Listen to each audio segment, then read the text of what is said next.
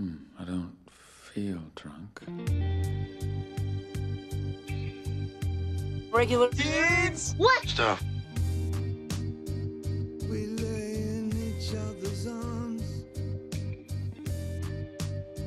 but the room is just an empty space. I guess we lived it out. Something Get your popcorn ready. we smiled to Welcome back to Regular Dudes Watch Stuff. I am Jamie G, and while I don't consider myself a master of deceit, I have no problem lying to myself to be happy. If you're not happy, I'd highly suggest trying it. Once again, I am back with the Soup, Deucer, and Magnum Mills. We're going to talk about stuff that we've been watching. And we're shifting gears a bit this week from the cult classic to straight up classic. And no, we're not talking about a Paula Abdul documentary, unfortunately. We are talking about Memento, the Christopher Nolan mind bender from way back in the year 2000. What up, Y2K? Soup, how you doing tonight? If you're not sure, just go ahead and check your tattoos. Yeah, I'll give a look, man. A couple of those I don't really want to whip out right now, but straight up, I'll tell you, man, having a good time, man. This guy over here, at least you got the right tattoo, because if you don't have it in the land of idiocracy, then bad things happen if you don't have your tattoo. I definitely, I've seen that happen before. And so, you're acting, you're playing cool, but don't act like you've never woken up in a room with a note in your handwriting telling you to shave something that you don't remember writing. I feel like that's definitely happened to you before. And JBG, I don't have to lie to myself to be happy. Don Draper said it correctly. That's what the money's for. That's what the money's for. Either way, we're enjoying ourselves, and we hope you enjoy this episode of Regular Dudes Watch Stuff. Won't cost you nothing.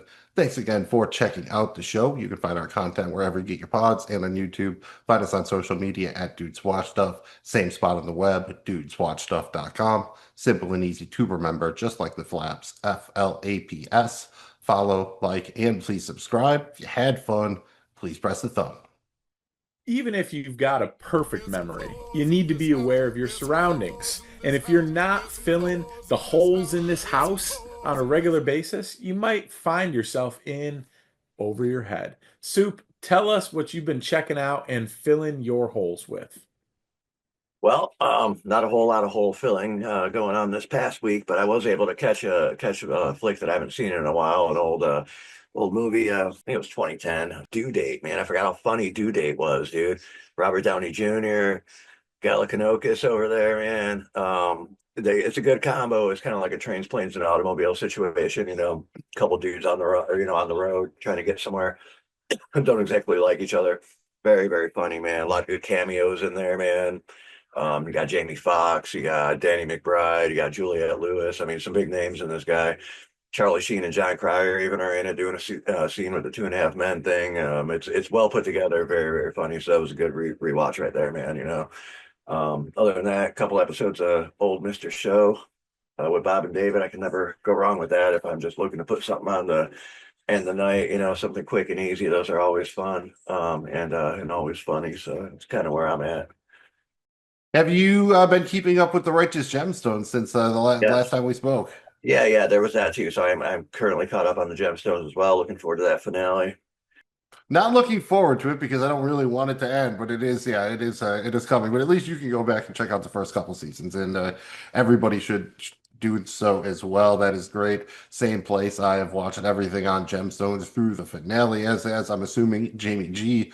I'm also assuming Jamie G is current on The Last of Us. I think we're 3 episodes into season 2. Obviously, episode 3 was going to be a little bit of a come down after episode 2, but still pretty good. Thought it did a good job setting up the rest of the season and season 3 because it got that going on.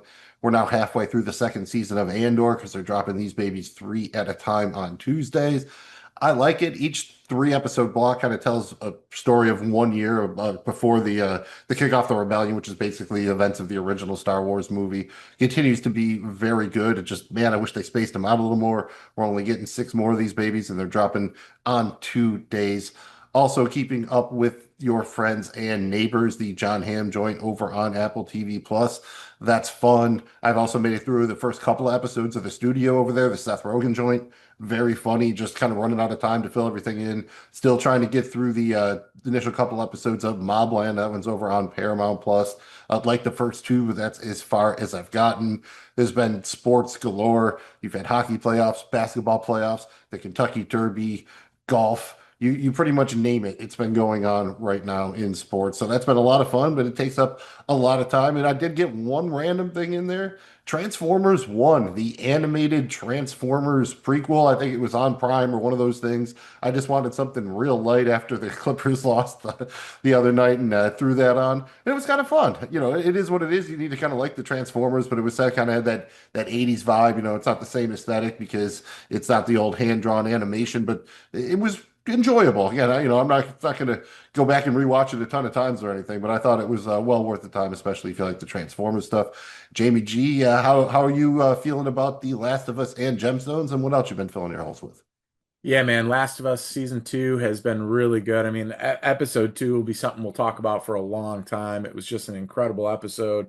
Can't say enough good things about it. I thought episode three was really cool in terms of, it took us kind of where I think this season's gonna go. And again, separated us. I mean, you look at season one, so much of it was about, two people kind of making this journey in Ellie and Joel, and now you're getting, two people again kind of isolated off and Ellie and Dina. So definitely excited about that one, man. It's been a lot of fun so far. Yeah, Righteous Gemstones, kind of a bittersweet with the series finale. It's been four incredible seasons.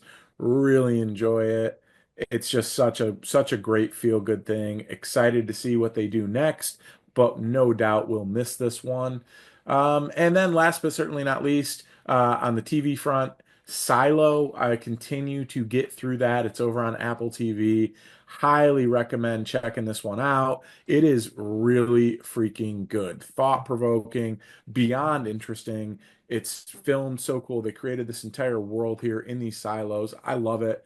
I've got three episodes left in season two. I did see that it is has been picked up for season three and four, which will be its final season. So really, really excited about that. It's been a ton of fun. Outside of that, I have been watching playoff hockey, having a great time with that. And I've been watching a lot of poker lately. Been trying to figure out what works best for me at certain situations in both cash games and tournaments, and specifically with tournaments, Mills Soup, final table, and not just final table, down to the last four or five players, what needs to change depending on my chip stack. I've had some success, but I've also definitely been losing sleep over mistakes that I've made there. So just trying to always get up on the latest and greatest with poker, and just, I don't know, man. A lot of people can just like zone out and watch golf. I can zone out and watch poker. I freaking love it, man. So been spending a little bit of time doing that. Go ahead and spam a bunch of five-handed tables. That'll help you out with that. Just get used to playing with less people at the table sometimes. Related to poker, kind of weird. I don't watch a lot of commercials, but the sport you have to watch the commercials. I don't know what it was, but Phil Hellmuth was on for something, and dude got old. Yeah, Like all of a sudden, like, oh man, Phil Hellmuth looks like someone's grandpops. When did that happen? yeah. He probably is he is someone's old. grandpops, to be honest with you, but He is he old. looks it. He looks it. Not in a horrible way, just because you can only ever see like 45% of his face. 'Cause he wore the hat, he had the shades, he put the collar up. So you didn't get used to see that much of his face. So now it's just kind of like, oh Yeah. man, I see your face and it's old.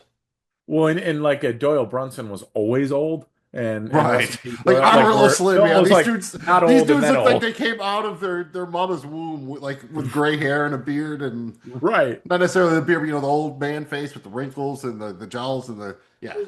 Yeah. Oh yeah. Oh yeah. Well, we don't have a memory condition here on Regular Dudes Watch Stuff, but with so many shows and movies coming out, it's easy to miss the hype train. But don't worry, we have got you covered. Mills, go ahead and tell us about an upcoming release that you are hyped about. There are a couple here, a couple shows coming back, but I'm gonna go with a new one. The Lost fan of me can't help myself. This is a J.J. Abrams joint coming out on Max May 15th. It's called Duster. It's coming out on Thursdays. The short kind of premise here is it's a series set in the Southwest back in 1972, follows the FBI's first black woman agent to working to stop a crime syndicate with the assistance of a talented getaway driver who was played by none other than Josh Holloway, Sawyer from Lost. You know, that dude, he was like absolutely made to play this kind of getaway driver, like good guy, but kind of like, the good guy with the bad side, kind of the good guy with an edge, like absolutely perfect role. A bunch of people in here. Rachel Hilson's the female lead. And shout out Keith David. Absolutely love Keith David. He is one of those, like, that guy for me. I will watch everything Keith David is in. Looks solid. It's a J.J. Abrams joint. You got to get Greg Grunberg in there. Looks like a good time. Again, picked up for a season. And this is, at Max, HBO. They're not quite the same thing, but the hit rate is still pretty good. So definitely hyped about this one. Jamie G, how about yourself? What are you riding the hype train with? Oh yeah, man. Well, a couple things here, Mills. May 25th, Memorial Day weekend, Rick and Morty season 8 coming up. Gonna be on over there on Adult Swim. 10 episode season here with weekly Sunday releases. Every season's kind of its own entity. I'm excited about it, man. I mean, the last couple seasons, I know the show went through a lot and some people say it fell off or whatever. I still enjoy it. So looking forward to that. And then I know this is a ways out, and I'll probably mention it again before then, but I've been waiting like Mills, how long? 2, maybe 3 years for this. Peacemaker season 2, August 21. Like Keith is your guy. John Cena is my guy, dude. Virtually everything this dude is in is hilarious. He's awesome in it. Like he kills. Like he was so great in Cockblockers, dude. Like that movie is so underrated. Great in Ricky Stenicki. Like he was awesome in season 1 of Peacemaker. Like I think he's so cool. I'm really excited about this. I love kind of the mix of the action, the hero stuff with the comedy. Just a great time. So super excited for that. It's coming out on August 21st. I'll talk to you about it before then. Don't you worry. I think we could both probably co-sign both of those, and I have enjoyed the Rick and Morty the last couple of seasons, even when they had to go the new voice actors there. I actually thought it was a pretty solid season overall. It's kind of like any animated show that's good at this point. There'll be hopefully one or two classics per season, maybe one or two misses, and the rest of it is pretty solid all the way through and through. And yeah, dude, Peacemaker, I feel fall 2021 maybe, so Right. almost 4 years, I think. I know they went through a lot of stuff with DC and there are reasons for that, but it's cool that this survived. They kind of rebooted the entire DC universe, but this gets to live, so I think that's really cool. Soup, Yeah. I'm assuming you're in on these. What else are you hyped about, man? Yeah, yeah, good call on those, man. Peacemaker was definitely very cool. It's one of those I forgot about, and now, good to hear that there's another one of them coming out. I've been thinking about getting the Apple TV for a minute now because they have a lot of good shows, and I'm almost sold on. I'm probably gonna go ahead, and especially now with Murderbot coming out, this looks really freaking cool, man. Alexander Skarsgård's in there. He's pretty much good in anything he does, man. And the premise of this is cool. The trailer looks very cool. I think it's gonna be a hit. And it's gonna be the reason why I end up getting a subscription to Apple TV. And Apple TV definitely has been a good one for me. Had a high hit rate on their original content, just not a lot of other stuff on there, but the price point ain't bad, and they're generally giving out deals. I think they had a 90-day free trial, at least when And Severance was starting. And if you get an Apple product, something like that, they'll throw in a year or something like that. So not bad. And, it's got a Skarsgård. You got to have a Skarsgård these days, I hear. It's just one of those things that automatically just bumps you up a level by adding a Skarsgård. They've maybe displaced the Hemsworth as like the go-to set of brothers, or, what a group of brothers, I should say. yeah, I mean, they've definitely been good and pretty much. It's that time of the episode where we will fulfill our legal requirement to reference Archer. We do that by offering you our sterling suggestions. Pretty simple stuff here. We're each going to recommend something for you to check out. You're welcome. Mills, you're up first. What do you got for us this time? We've been talking about the algorithm for a long time, not just within the context of Barry when we're doing the Barry podcast. Because after we watched our featured review this week, or at least after I watched it on Prime, and it said, you know what you might want to watch after that?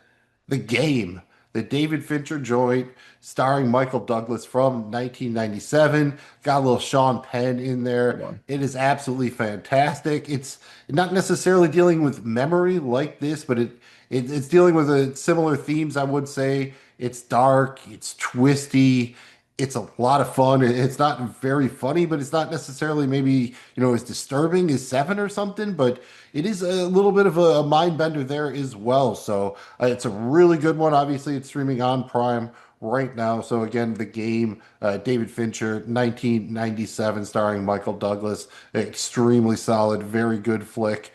Especially after if you watch Memento, you're feeling that kind of genre, something that's got a similar feel. I think that would be right up your alley. Jamie G, what is your sterling suggestion this time? Yeah, man, checked out a weird one the other day, and it was very cool. I like the fact that this one based on a 2011 novel, The Ritual. That's also the name of the movie. It don't it's got like British people and stuff, and there's so don't let that get you down here. Nothing against our British friends, but I know some people are like, ah, man, you can't get past the accents.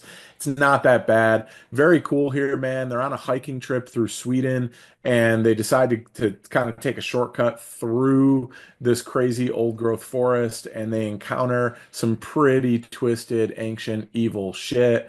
And it's very cool. Definitely like this one. It's fun. It's a quick one. It's not super long or anything, but man, it really hits. So enjoyed it a lot. Got into it the other night. The Ritual. I believe it is available on Netflix.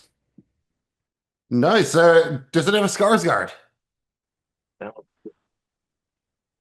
No Skarsgård? It does not have a Skarsgård. That would have That upped would have this been one so to clutch. I was really hoping that yeah. you were going to tie the room together like a good rug, man. I really thought you were going to do it for us.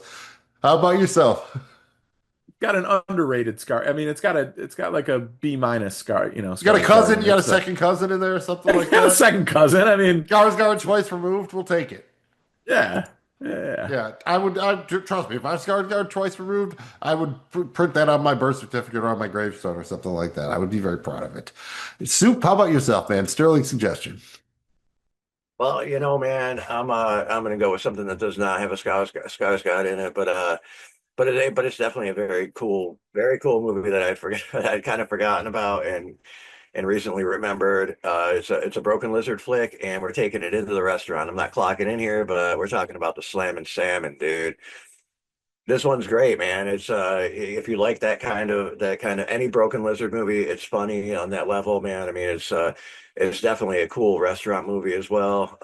It's just it's a good one. It's a fun watch, man. A lot of good moments in there, a lot of quotables, I mean, it's I think it's a little bit underrated and maybe not enough people have seen it. So throwing it out there, man. Slam and Salmon.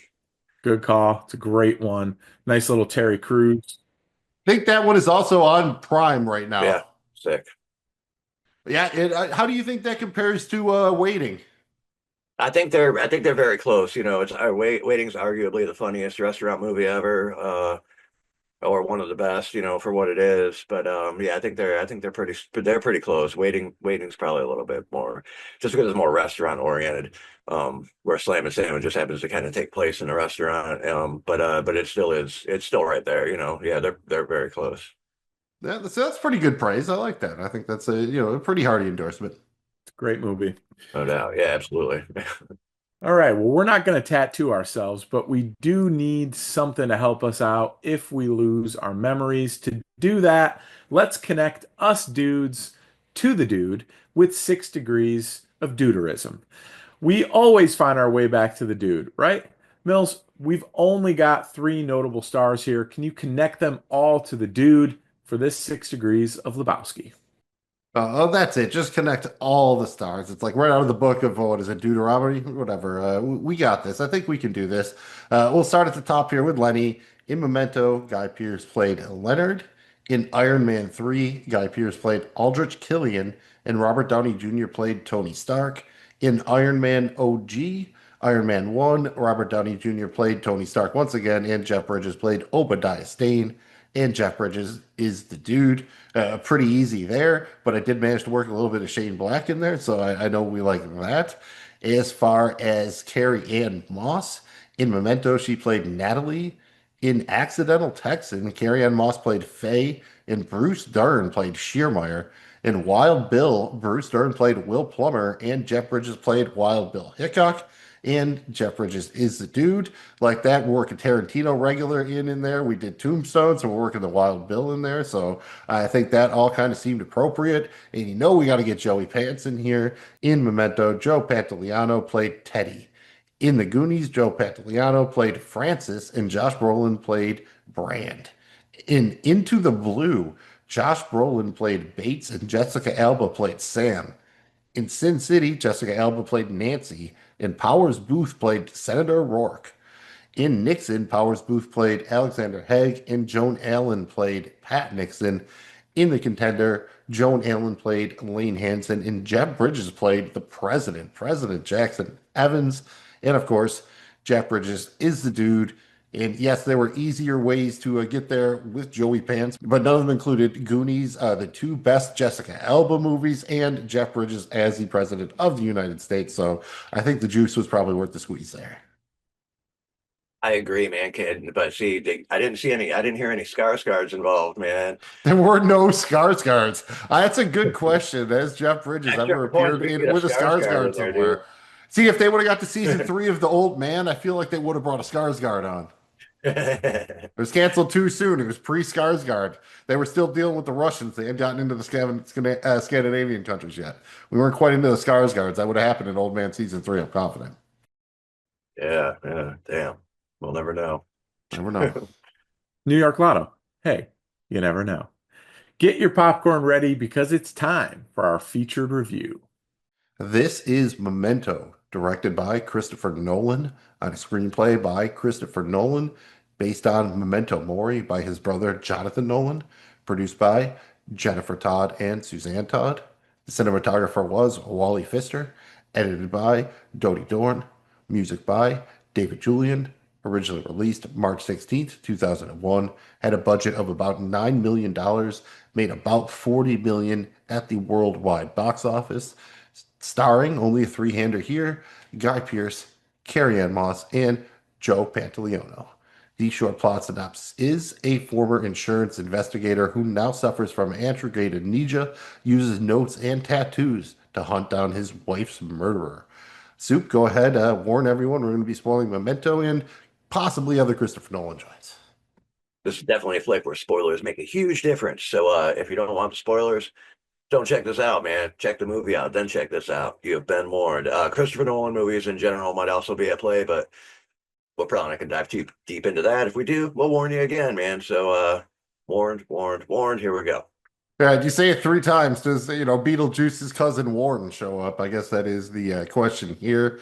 Let's get into it, I guess, a little bit. Let's just start with Christopher Nolan. How up on him are y'all? I believe I've seen just about all of his movies. I don't know if I think there's one maybe he made before Memento. I have not seen, but I've seen them all. I wish I had seen Insomnia more. I haven't caught that one in a minute. But generally, I've been a fan. I've tried to catch as many of them at the movie theater as I could. Definitely enjoyed the last couple. Really thought Oppenheimer was awesome. Even enjoyed Tenet, even if that one was a little bit harder to follow. Obviously Interstellar, Inception, just excellent, awesome flicks. So I would consider myself a big fan. I'm usually right there trying to watch anything he puts out. How about yourself, Soup? Where are you at on kind of Christopher Nolan these days? Yeah, I have no complaints, man. And I haven't seen all of his movies, but the ones I have seen are definitely stellar, man. So he's got a certain style, that sets him apart in his own way, and I like that about a good director, movie filmmaker. Yeah, I mean, I think most things that I've seen that he's done, I've enjoyed. It's definitely a unique experience. I think he's, to Soup's point, he has his own style, his own flavor he puts on things, and a lot of his movies kind of carry a similar tone or vibe and just how they look, feel, smell, sound, all that kind of stuff. So to me, I like it, and I think this one is, I think this is the best thing he's done, to be honest with you, in Memento. But I really, generally am a fan. I'm not like a stan, like gonna, hide outside in the back seat of a car, wait for him kind of guy. But I do enjoy his work. No, you would just be sitting there in the passenger seat waiting for him when he got in the car. You wouldn't. You're not a hide in the back seat kind of guy. We know you better than that. Before we kind of get I don't maybe into fit. Yeah, none of us do. We all can't be, Slater and Gleaming the Cube. We all don't know. We can't Brian Taylor our way into the backseat with a Yeah. skateboard, no less. I guess the backseats really were roomier back in those older cars back in the days. Before we get into the overall thoughts, kind of maybe just if you can remember the first time you heard about this or kind of the first time you watched it or got an impression of it. I was definitely told, like, dude, you got to see this movie. It was on DVD. This was right when DVDs kind of started to be both popular and affordable. So a lot more people were getting DVD players and stuff. And someone I kind of remember, yo, dude, you got to see this movie. It's backwards. It's crazy. All these tattoos. So that was kind of my impression of it. And I don't know that I was really kind of took it all in the first time. I was younger. We're probably hanging out, had a couple beers, watching it, and it's kind of one of those like, what did I just watch? I got to see that again, and that's what made the DVD so cool. It was one that had a lot of cool special features, so it kind of sucked me into it that way. And Jamie G, how about yourself? Do you remember how you heard about Memento, or did you just happen to stumble upon on it as a virgin? Well, Mills, I think it's very similar to yours here. I remember people talking about it, being like, "Dude, this is a wild mind bender. It's crazy. He's freaking tattooing shit on himself. He's leaving notes in mirrors. He's doing all sorts of stuff." And I remember watching it, and same thing like you. I don't know that I really grasped the whole thing, but I remember the whole time I was watching it, and it holds up to this day. You watch this, and you throughout the entire movie from front to back. And you leave this movie and you never really get an idea of what the true, honest intentions were of any of the main characters. And that's really remarkable. There's just no way to tell what their intentions really are. And I remember this is one of the first movies of its kind where it's not like a follow along, choose your own adventure kind of thing, but it's like you can kind of interpret it. You don't really know. And at any given scene, at any given moment, you don't really know who you can believe or who you can't. And it's I just found that to be like almost edge of the seat kind of stuff with this. Really good. It's super racy. And ultimately, it's shot in a way that makes you kind of feel like you're Lenny with a similar condition. And that's what's really cool about it. So I think it's so hard to pull off, and the fact that they did that is just to me is really impressive. Soup, how about yourself? Not necessarily the first time you saw it, but do you remember hearing about it? Not really, man. I think I just remember kind of like noticing it like in the Blockbuster or something, probably, man. Back in the It days of was getting old enough to DVDs. probably come out at Blockbuster. Yeah, it probably was. Yeah, but I do remember the way it looks like the front of the front of the DVD, man. I remember like what the insert looked like or whatever, the cover photo, whatever you call it. It sounded interesting, but I had no idea going into it like what it was really about or whatever, man. I wasn't Oh, so you expecting. caught it like unaware. So that must have been kind of Yeah, both I cool and remember kind of being like, very man, what did I impressed. kind of walk myself into? I think that's a good segue kind of into our overall thoughts on the flick. And I don't want just want your overall thoughts. I'd really like you to reflect on how this played on rewatch. One of the biggest criticisms of the flick is that upon rewatch, it doesn't really have the same impact. I mean, yes, there's a twist that's somewhat to be expected, but they say it's kind of a gimmick. If you told the story in chronological order, it wouldn't have the same impact. I honestly feel that it hit me pretty hard. I'd seen it before, obviously, but it had been a while, so it came across as pretty fresh. After watching it another two, three, four times, I get that a little bit. It's not necessarily the most complex plot, but it doesn't really need to be. I don't think it's really concerned with the plot as much as it's concerned with the questions, the ideas that the plot is trying to put into you, what the story is trying to do, about memory, about who you want to choose to be, about, again, blind yourself to be happy every day. So even if it doesn't necessarily hold up and give the same impact on rewatch in terms from, the shock value or whatever, but yeah, that's going to be the same thing with something like, minor spoiler, but like the Sixth Sense or something like that. Like, yeah, it's never going to hit the same as the first time, but it's still really good. I don't think it can take anything away from it on that. Jamie G, how about yourself here? Kind of overall thoughts, and how did the rewatch hold up? Did it lose that much value upon rewatching it now that you kind of understand what's happening?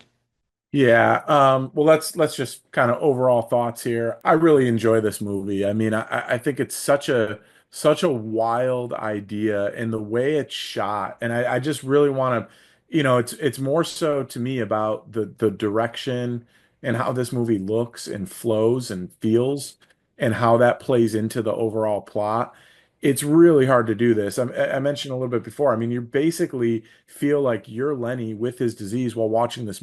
You're because you don't really know, just the fragmented, quick, sharp cutaways, and then it comes back, and you kind of figure it out, just like if you were Lenny and you had no idea, and then you saw the note, and then you cut. So it's like it's kind of made to be like that, and I think that's really difficult to do. I thought they pulled it off really well. Enjoyed it a lot. You're right. The plot doesn't have to be totally, there's not many layers to it, but it's cool enough and unique enough that it's kind of you decide almost a little bit at the end. It's not exactly like the Sopranos ending where you got to kind of like draw a conclusion, but it's like you kind of get to decide. And I think one of the coolest things that this movie does is virtually every main character, there's not a time in this episode where you can ever really believe anything that they say or really understand what their intention is. And that is super awesome and also very hard to do, including Lenny. What's funny is as a viewer, because you feel like you're Lenny the way you're watching things and seeing it unravel, you kind of almost believe Lenny the most, even though he is the one that you should absolutely not. He has no idea, right? So it's a wild thing. I thought it was a lot of fun. Upon rewatch, it held up for me mostly because it had been a while since I've saw it last. I don't know, if I saw this one, now and then 3 months from now, will it have the same impact? Probably not. But I think you could say that about any movie, honestly, because you just watched it. So I really enjoyed it. I think it's a work of art from how it was shot and how it looks and the way the story goes from kind of end to finish. It's a really cool way to do it. So kudos to Nolan on this one for me. From end to finish, dude. I love it. From end to finish, baby. That should be the motto of our show. We'll put that on that should You know actually what I be on the meant. space box. I think well said overall. How about yourself, Super? Overall kind of thoughts on it, and does it hold up, as well upon rewatch, knowing, ultimately how the whole story fits together, how the pieces work. Yeah, I'm gonna skip right ahead and say I think it does. Unless if you're looking for the whole experience, you're only gonna get it the one time because you already know what it is. But a movie like this, there's different things you can point out. It's almost better to rewatch it if you want to kind of like understand it better, because there's a lot going on.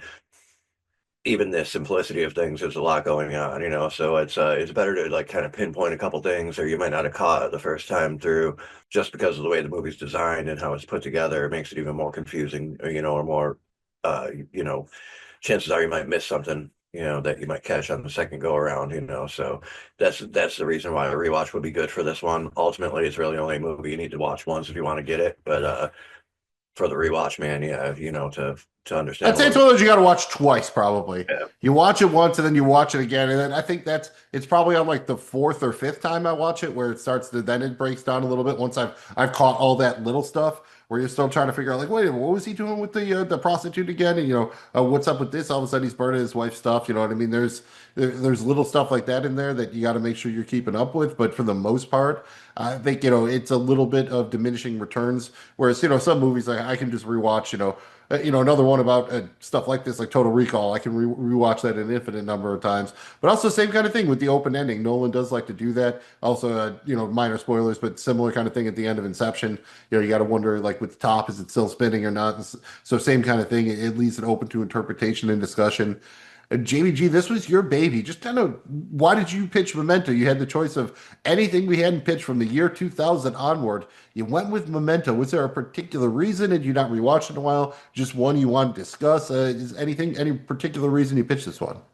Yeah, look, I thought this movie when it came out was incredibly cutting edge. And I really wanted the opportunity to rewatch it and talk about it because it is so far in a different direction of everything we've ever done on Regular Dudes Watch Stuff. I mean, don't get me wrong. Princess Bride, Kingpin, these are fun, awesome things to talk about, but we've really never broken down anything like a Memento before. And I just thought this was it's such a wild idea. Imagine living your life where like you can't remember anything. And I love how they show it in different levels too. Like it's not just when he wakes up, it's not just day by day. It could literally be minute by minute. I mean, the scene with Natalie where you think she's coming in and he's trying to help her because she's like he kicked the shit out of me, this whole Dodd thing. Well, really what you realize is just like 3 minutes before that, it was actually Lenny.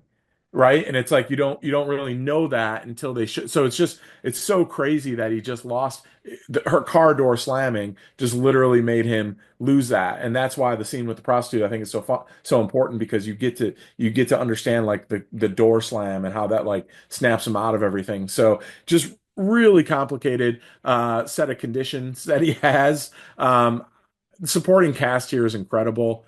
And I just thought this was such a fun one when it came out. I remember it kind of blowing my mind and was excited to see how it held up and bring something new to regular dudes watch stuff. Yeah, I don't know if fun is the adjective I would use, but certainly like extremely interesting and thought provoking. It's Joey Pants is having some fun here. I don't know if anybody else is, although maybe Leonard is just like he's having some kind of nihilism type of fun. By the end, he almost just says like, screw it, I'm going to burn it all down. And this has two kind of tropes in it. You have the non-linear narrative. Technically, it's actually two narratives. One running forward, which is the black and white narrative, and then one running in reverse chronological order. That's a narrative that's in color. And then you have the unreliable narrator here, right? Like we can't even trust Lenny.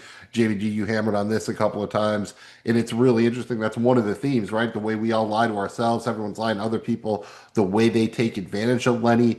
Obviously, we're big fans of Quentin Tarantino. We've seen him use the non-linear storytelling. The unreliable narrator also comes up too. Jamie G and Mr. Robot. We've seen some unreliable narrator there. So it's Yeah. definitely a trope I think we all enjoy. Is that something to I think it's used here to a very good degree, and you get a bonus for doing both. Doing one, I think, is kind of difficult. Mixing both of these tropes together is extremely difficult, which is why this won a ton of awards for screenplay, and a lot of people thought it was, one of the best screenplays.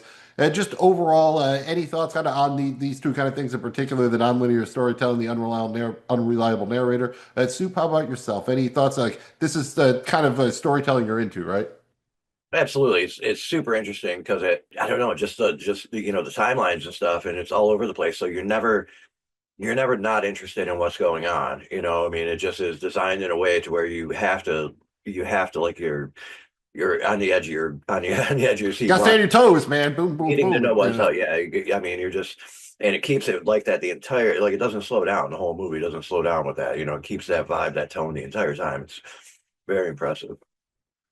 Yeah, how about yourself, Jamie G? You like this kind of, the nonlinear storytelling, a little bit Tarantino-esque, and the unreliable narrator, especially. You're not quite sure what's happening, even if he's telling you what's happening. Yeah, and I think that's what makes this work so well. I mean, the nonlinear, it's really cool because you see a scene and you think you understand it, but then they show you, a different part of that scene that was cut out, and then you really understand it. And it actually is a way that they develop this character and what's going on with Lenny, and also some of the other characters. You never get full total answers on some of them, like Natalie and stuff, but like who's Dodd, like you never really get all that, but as far as Joey Pants, Teddy's concerned and Lenny's concerned, you kind of do get some finality there. But I think the non-linear makes this movie so much better because you might see a scene two or three times, but every time you're learning something new. I really like that. Not being able to trust the narrator, I think, is phenomenal, and it makes this movie. It just goes hand in hand because you just don't know what anybody's real intention is. Who can you trust? Who can you not? It just kind of that's what's fun about it. That's what keeps you kind of on your edge a little bit. Is like, well, wait a minute. You can really read into stuff here, and it's cool. It almost gave me a little bit of Severance-ish vibes, and from that standpoint, right? Because you never really know because some characters know the truth and one doesn't, right? And so you never so it makes it very cool to kind of see how they can manipulate it and that. So I think it works perfectly. It's really well done. I believe Christopher Nolan said the idea behind it was you should feel like Lenny. Like even though Yeah. this stuff has already happened, he can't remember it. So as an audience member, as you're watching it, you're experiencing it with him. You can't remember. You haven't seen it yet because he can't remember it, even though it has always happened, and that's the way they do it. Like you said, to try to put yourself in his shoes. They even do that with the camera. They kind of move the camera back, and it's not quite first person perspective, but same kind of thing. Like you pointed out, they're trying to put you in Lenny's headspace, and they're also trying to point out that how flawed his system is, right? Like, yeah, he writes stuff down. He's got these tattooed. He's got these pictures. You can even see though he trusts his own handwriting. Like at the one point, he writes a thing on there, but he does it kind of in cursive because Teddy told him to, and he crosses it off. But I mean, if this is what you're basing your life on, man, you're going by you look at something, you're trusting this picture, and there's cross offs. How worried are you? And it goes back into that idea of lying to yourself in trying to make it happen, whatever way possible. Did all of that kind of work for y'all? The idea of his system, he's got the tattoos, he's got the Polaroid. You could poke a couple holes in it. Like, how does he remember all of this? Like, how does he know what tattoo number he's on? Does he do this discovering his tattoo every time? It's pretty cool when we get the idea that he goes through it, but does he do this every day? Nolan laid out like how long his memories last for. Generally, go with how focused he is. So as soon as he loses focus, he kind of slips up. So if he stays in the moment, he can kind of stick with it. Jamie G, what did you think about Lenny's system here? Is this kind of believable the way they portray it? Well, for the type of results and chaotic life that he has, yeah, I think but yeah, you could probably sit there and poke a couple holes, but I thought it was so intriguing, so cool that that's how he lives his life. And to your point, they did really, and he is self-aware that you got to have a system. Right? You can't just leave a note. You got to have a system. But I thought it was so cool because they make a couple of things that they keep going back to, right? And it's Teddy, don't believe his lies. And that's so important. And that literally guides Lenny throughout the entire movie. And then the final scene, you understand why he put that there. So that's actually Lenny's lie to himself. And so that's a real mind bender there at the end where it's like, but they made that point where that was like his Bible, his end all be all with a lot of his decisions. So yeah, it's a super flawed system. There's no wonder that he's being manipulated. And the funny thing is, and the interesting thing is we don't even know to what extent really.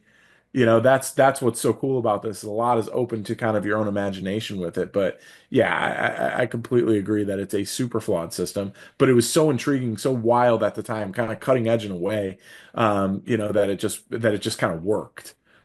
Super. Does this in any way resemble any kind of system you've ever seen in a kitchen with these Polaroids tattooing yourself? Has it ever gone that far in the back of the house?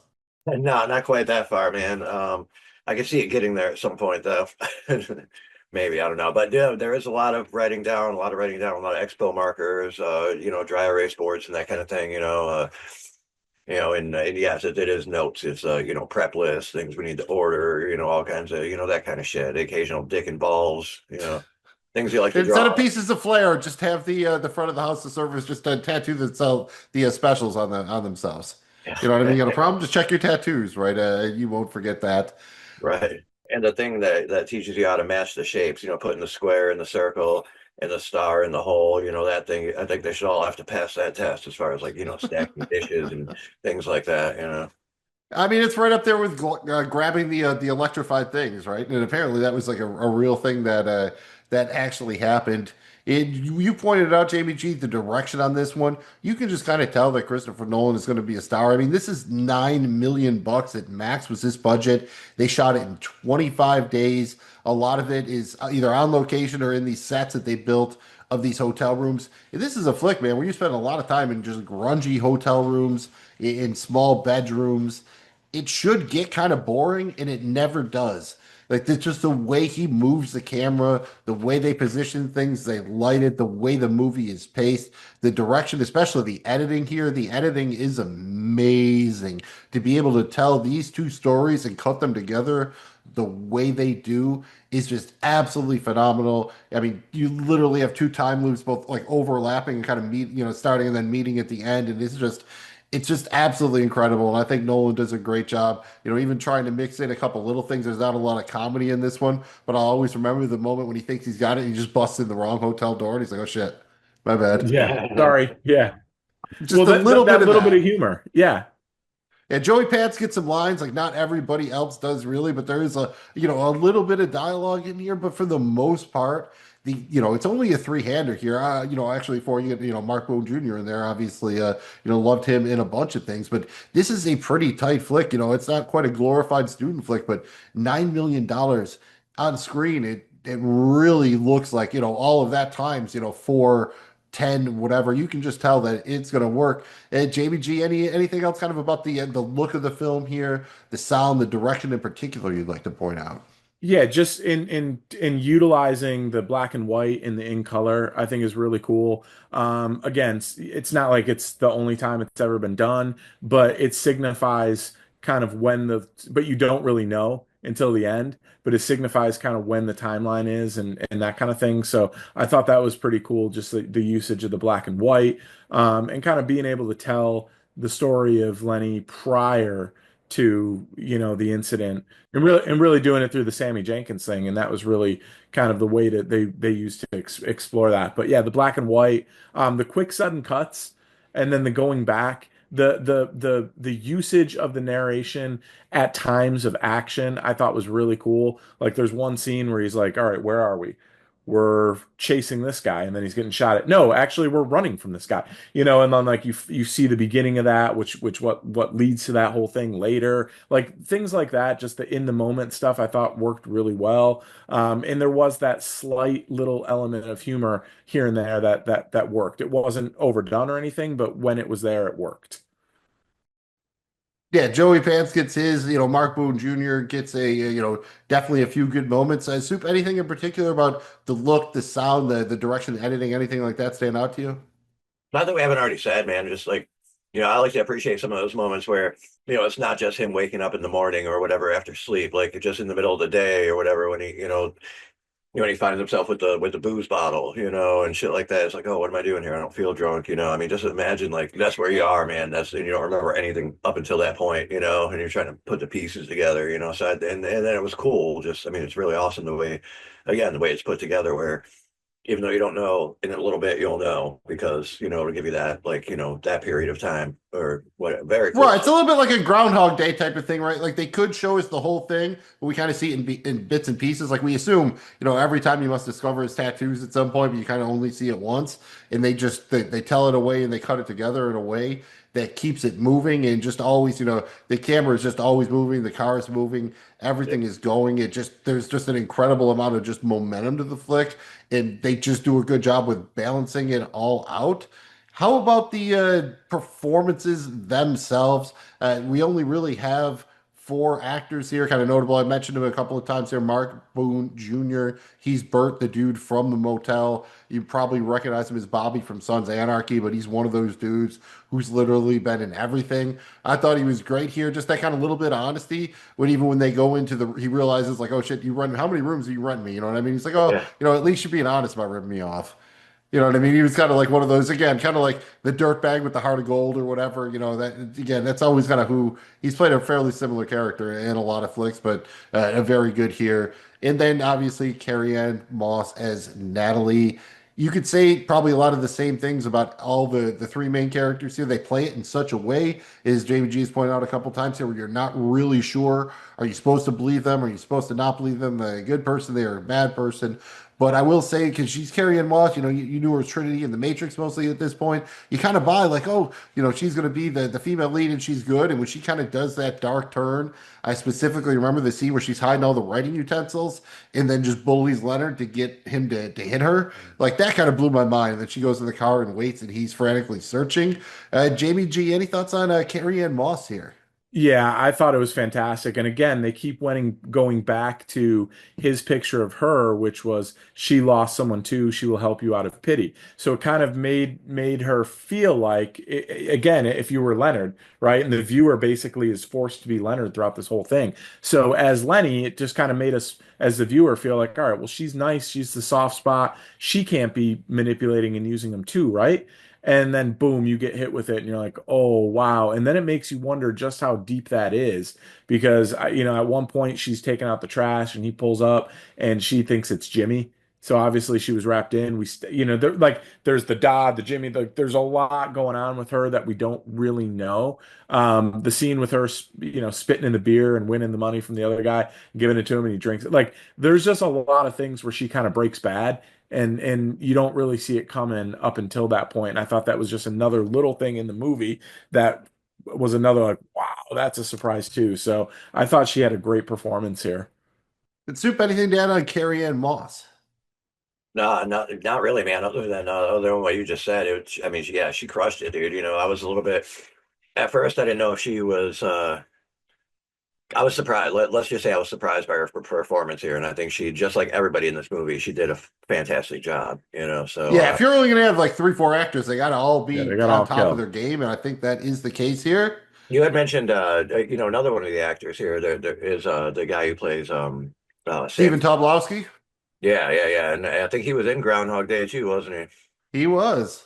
Yeah, he's been in a lot of things, man, a lot of things. But Oh, yeah, he's been in a ton of things. He is right up there He's on Needle the Nose Mount Ned, dude. Rushmore. yeah. Yeah, from Californication, right? Yeah, it's He's in Californication too. yeah, he's on the Mount Rushmore of like that dude. Like legitimately, go look at his IMDb. It is absolutely amazing.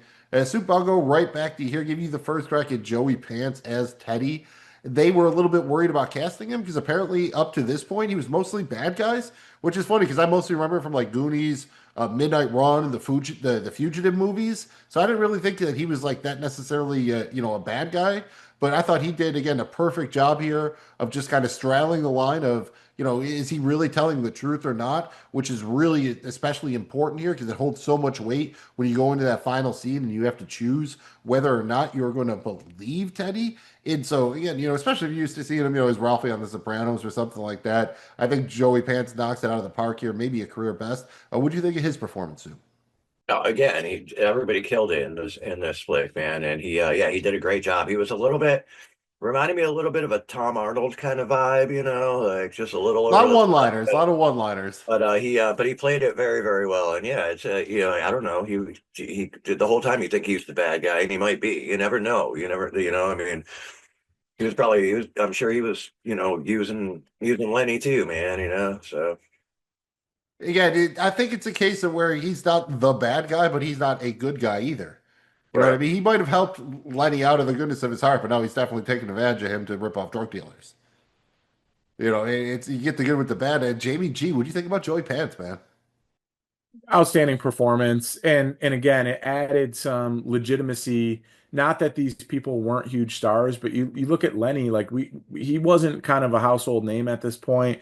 Getting Joey Pants in there I thought added some oomph to this, and you almost needed him for this role because he's kind of like this wisecracker, but also he can be serious and tell you the story and tell you what you need, but also is he lying? He just did enough and all the things that his character was supposed to do to create this ultimate, we don't know kind of if he's good or bad. Finding out he's John G, really, but not the John G. All this stuff. I just thought really cool because at times you're like, maybe he's right, and Natalie could Natalie be bad? But then later on in the movie, you realize like, yeah, she is. Was he right about that? Or was it something for his gain? So that's the cool thing about it. I just think he's the perfect player for that position. Really well cast. Do you have any tips on who they were going to give that to other than him? I think other than Joey Pants, they were looking for. Oh God, who was it? Now you're gonna make me scroll up in my notes here. This is why you asked me. Now I know because originally, not sure if he couldn't do it because of scheduling conflicts or if he passed, but they apparently for Teddy originally went out to Dennis Leary. I I can see that though, right? Like I can can see see it. that. Pants does a Yeah, great job, so I don't crooked want to take cop. anything away from him, but I can see Right. that. Yeah, crooked cop, manipulator. Is he good? Is he bad? It might almost be a thing where you don't know if like Dennis Leary, it's hard to really believe him. Like it's hard to make him be the good guy, right? Like so, I think Joey Pants a little bit softer in certain elements, so it's probably a better fit. But that probably would have worked too. And just while we're on it, as far as the main role, apparently he almost was one of the guys who kept helped bring the script to attention was Brad Pitt, and he was originally going to play Lenny. And then once he couldn't do it, Nolan Huh. apparently wanted Alec Baldwin. And then once he couldn't get him, he was like, "All right, we don't want to go with necessarily one of the kind of more name brand actors. We will go with Guy Pearce." And let's talk a touch about his performance here. It's an interesting one because it's very kind of twitchy and manic, but it's so good. I honestly can't picture anyone else in the role. I think that's the highest compliment I can pay is that honestly, I don't know that I want to see anyone else do it. I think Guy Pearce nails it. I think it's basically perfect, and I don't know what else to say. I shout out, dude. Like I don't know how he got all those tattoos. Must have spent a lot of time in the makeup chair or whatever. But this movie rested on his shoulders, and he carries the flick, and that's impressive. So, Jamie G, anything to add on Guy Pearce here? He fits the role. I mean, high cheekbones, hell of a jaw, had the good, but he had the Brad Pitt-esque body, right? So like I think it worked really well here. He does a great job because at times he's endearing and you want to like you feel bad, and other times he's panicked and rushed and chaotic, and you're scared of him a little bit because he's so unstable. But at times he's so sure of himself, and at other times he's not sure of anything. And that's what's really cool about this. I thought he was good enough in the kind of the fight chase type action scenes, and he was just as good in kind of the kind of alone on the phone to the detective, going through his notes. Very manic-esque in a lot of ways. Nailed it. You're right. It's hard to imagine this as anybody else. Soup, anything to add on Guy Pearce's Lenny outside of nailed it? Outside of nailed it, not really. I mean, well, I say crushed it, but yeah, That is outside, again, technically. killer job. I could see Brad Pitt in that role. I could maybe see Johnny Depp in that role, but it would be hard to like right now. It is Guy Pearce. And the thing is, I don't really know. I don't really know Guy Pearce from anything else. I can't picture. I can't even think of another movie where I might have seen He's him. got a little bit of this in his Iron Man 3 performance. His big thing before this was LA Confidential, where he does have some of that kind of same Oh kind of yeah. twitchy manic, but he's a little bit, that was his first real major one. He's a little bit different. He's clean cut with glasses, and it's a little bit different, but that's kind of what he brings to roles. He always kind of has that kind of just like frantic kind of energy to him, You but know it who else, makes it man? work. Sam Rockwell might be able to play this role, Oh, dude. dude, I love Sam Rockwell. So, yeah, he just most recently seen Killing on the third season of White Lotus. Like, yes, just all the Sam Rockwell and watch Moon. If you want a real random one to check out, you haven't checked out in a while, watch Moon. That's Boom. all All right. Sam Rockwell. That's a one-hander. That's the entire movie is Sam Rockwell on the I'll have to check goddamn it out. moon. I'm gonna write it on the Absolutely. paper. Yeah, written and directed by David Bowie's son, if I remember correctly. So, Really? Hmm. Moon. and we didn't talk much about the sound. I do think they do a great job at this. There's a whole bit at the beginning where the sound is kind of reversed.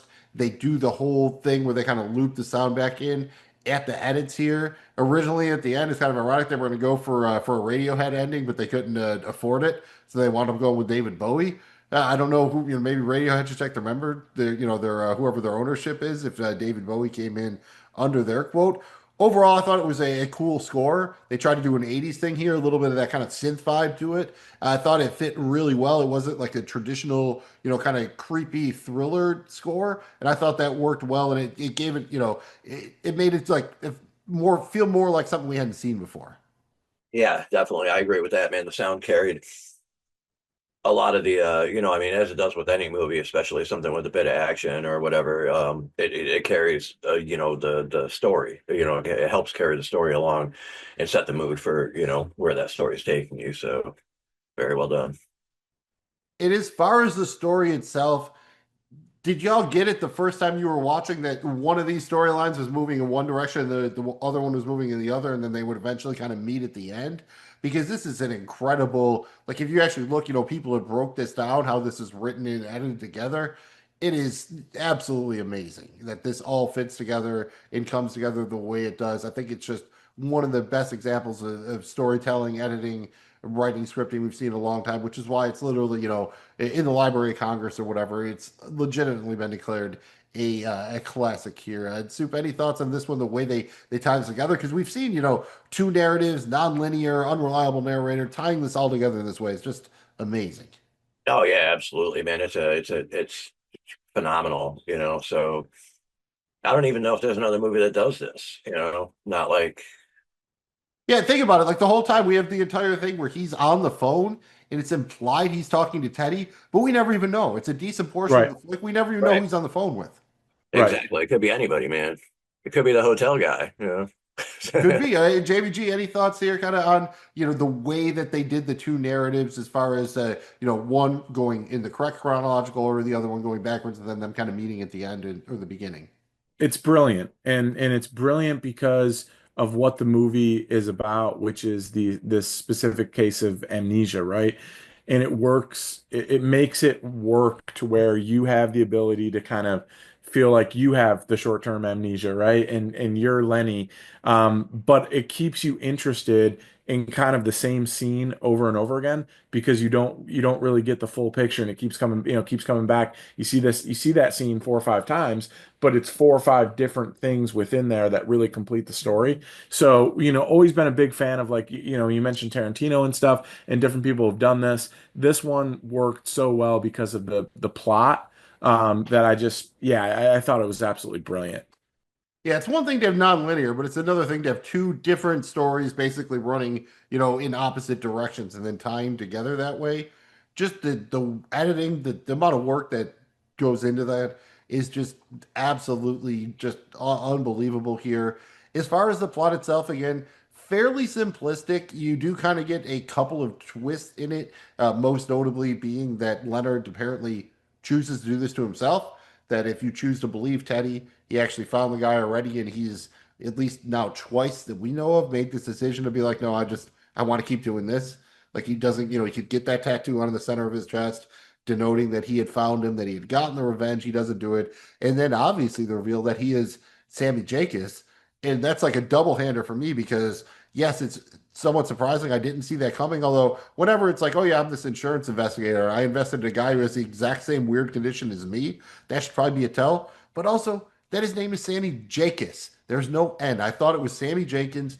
Jamie G, I like to wager like you. I would have bet my entire net worth that it was Sammy Jenkins. It's Jenkins. There's no end. Can you believe that? That is, it's not only is it You unbelievable, see it it's on his criminal. tattoo. It's definitely the Criminal. case. But that's wild, right? I would have Sammy lost that Jenkins. bet. I feel like Sammy Jenkins is such a better name than It Sammy sounds J. better. I've never met someone named Jenkins. Maybe they're just messing with us. I don't know if that's the case. How about the twists themselves here? Uh, Soup, what do you think? Do you believe Teddy at the end when he breaks it all down, tells Lenny that they already killed the guy, and this is just what he wants to do? Do you buy it?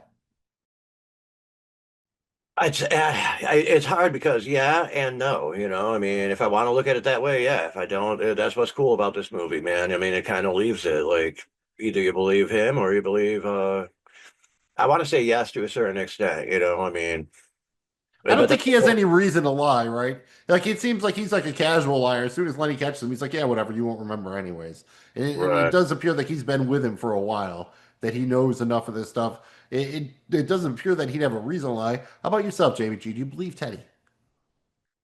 I do. I think that that's kind of the deal with it, and I also believe that Teddy's probably had that conversation multiple times. And it's interesting because Teddy has to walk a fine line here, because he is putting himself at somewhat risk being involved with Lenny the way he is, because Lenny could just at any moment snap and not who know who he is and try to kill him. And we've seen it a couple times where he chokes him out in the car and this and that, and doesn't remember anything. And every time, Teddy's like, come on, man, I'm your friend. But yeah, I definitely think that makes sense. He was the cop on the original case, this, that, and the other. I don't know that I'm buying like he's going across the country using him to get even with stuff, but I think it's probably he figured out a way that he could make money. And he can say he was going to share it with Lenny, but I don't. Lenny's never going to know or remember. So obviously he's keeping all of that, but he's a dirty cop, and that's basically what it is. But I did believe him there, and I think that that tracks in terms of just what the story is, and I think it makes sense that the whole notion of choosing what makes you happy. In this case, he's choosing what gives him a purpose, which is just to be on this never-ending search. And to that degree, to that end, what do you think about the reveal that Leonard is Sammy Jenkins? I think it makes sense. I think there's enough they show us within the film to make me believe it. But Christopher Nolan is kind of hemmed and hawed both ways in interviews. Jamie G, you can go first here. What do you think? Do you believe that Lenny is Sammy Jenkins? I do. I think he basically is telling his story. And, it's funny because he tells it with such conviction. It's like one of the things he believes in more than anything else. That one thing that he can hold on to that he really knows, but it's because it's his own story. And I thought they did a really cool thing with, like, there was a scene with him and his wife where he like pinches her leg and she's like, ow, but it was kind of like a playful thing. They were laying on the bed, but that comes back around when Teddy's telling him that he's Sammy Jacobs, and it's actually the insulin needle. And I just it really cool. That was kind of one of those moments where I was like, wow. But I do like it. I do believe it. I think it tracks. To your point earlier, Mills, it's not like, he's investigating somebody that has the exact same weird thing that he has, and then somehow he got it. Looking back, it's kind of like, yeah, of course that was a tell that we probably should have looked at. But in the moment, you don't really know because he's so pot committed. He's so like with conviction telling that, and he's telling it over and over again on the phone, and basically, the story kind of continues. So I am buying it. Soup, what about you? Pretty much, man. I mean, I don't know. If it's not that, then I don't know. I mean, you could go either way with it but I think that's what's fucked up about this movie and the way it's designed, man. Like it could go either way, dude, you know? Right. No, it definitely could, dude. I mean, like any character, any plot line, it's really like you can make a case that it's one thing or the other. I do think that it probably to me makes the most sense that he is Sammy, that's his Yeah, story. right. And that then goes into the bigger question about like the tattoo. He tattooed himself. Remember that. What was the real reason when he tattooed that? Was it because he wanted to remember that that was him, or was it because he wanted to continue kind of living this lie to make himself happy and give himself purpose? That was a story that he was telling, to kind of ultimately play out, what he was trying to do with finding his own wife's killer. So kind of an interesting thing there with why he does these tattoos, because as we found out in the end, if in the moment whether it's right or wrong, and he knows it's right or wrong, he could just get a tattoo or leave himself a note, and the next day that is now scripture. So it's kind of that's kind of a wild thought too. Is like, well, what mood was he in? What did he know when he got that tattoo? That brings me all the way back to my trust the process days for the 76ers. You know what I mean? You want to have a system, and you want to have the utmost faith in the system, but at what point is it too much? I think I am with you there. They show enough throughout the film. If you go through some of the trivia, the background, the Easter eggs, there's enough there to reasonably convince you that he is Sammy Jacobs, no N. And before we move on, let's just talk a little bit kind of on the major themes here.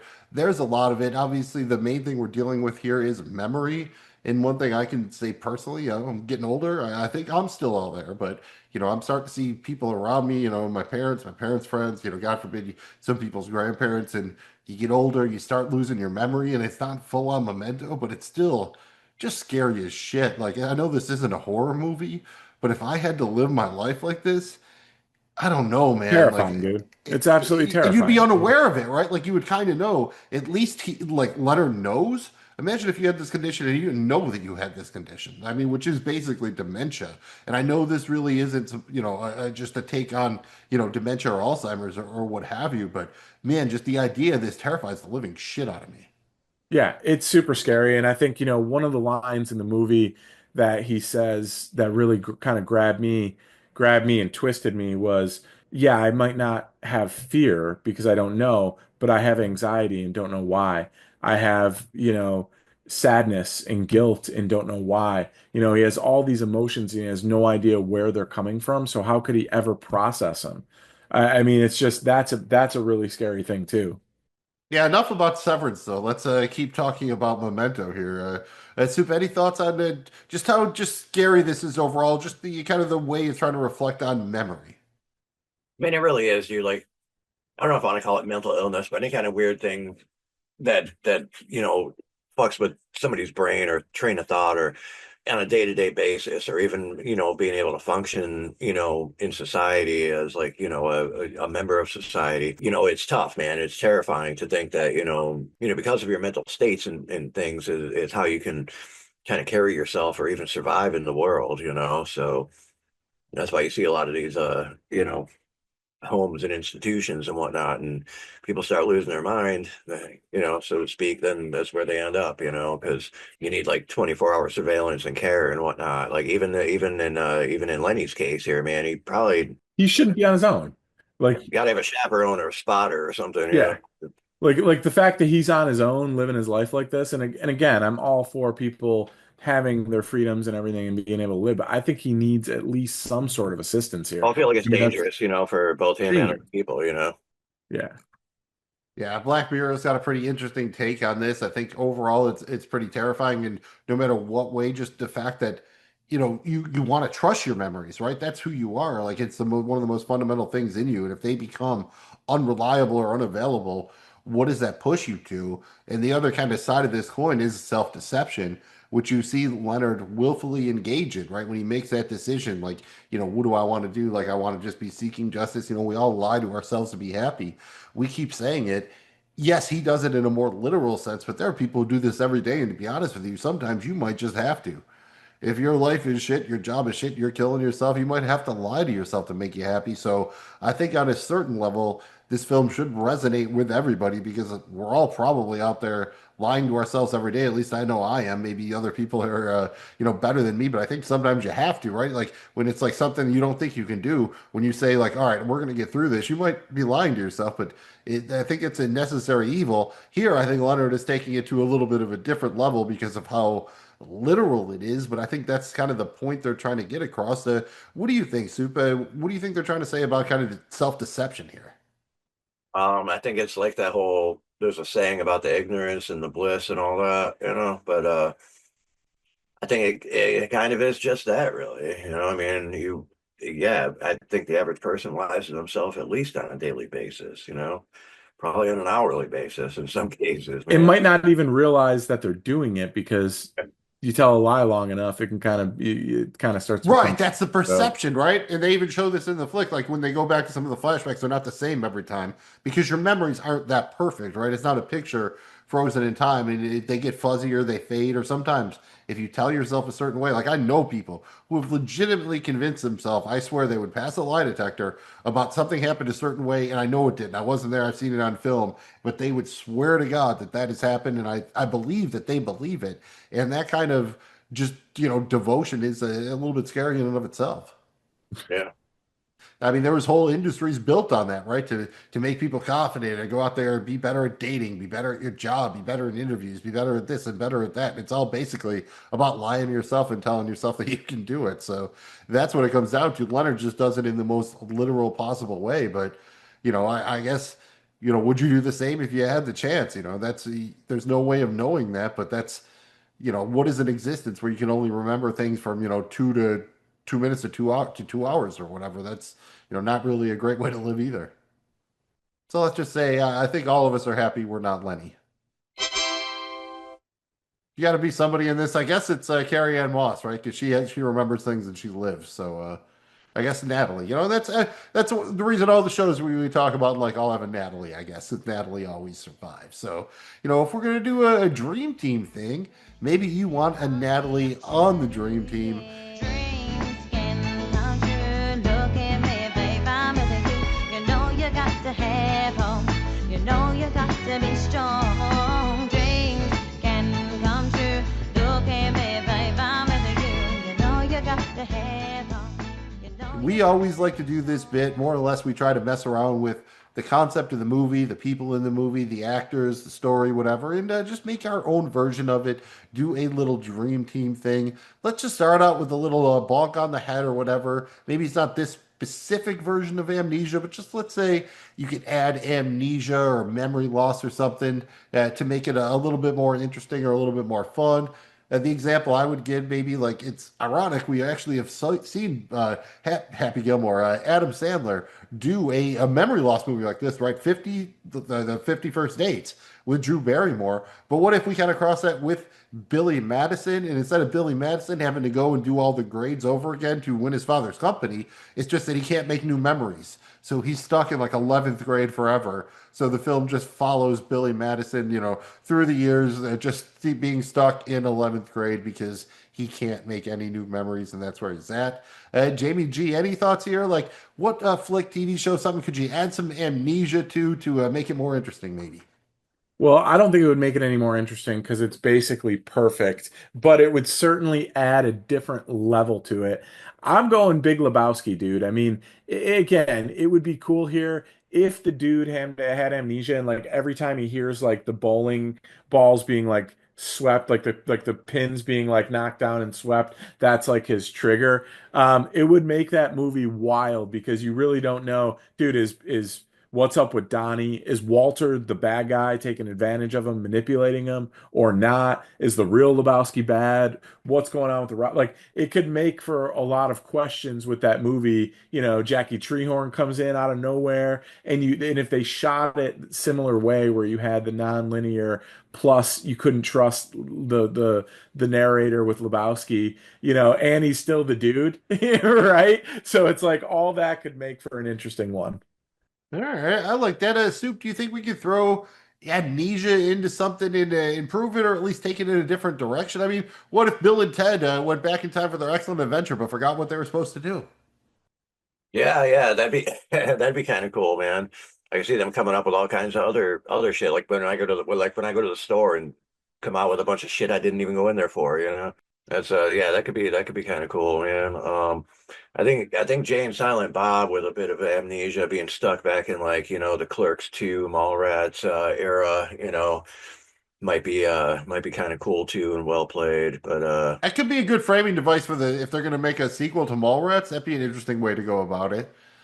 Like they can't make memories or something, so they keep trying to go back to old shit and figure out what happened, but they keep forgetting.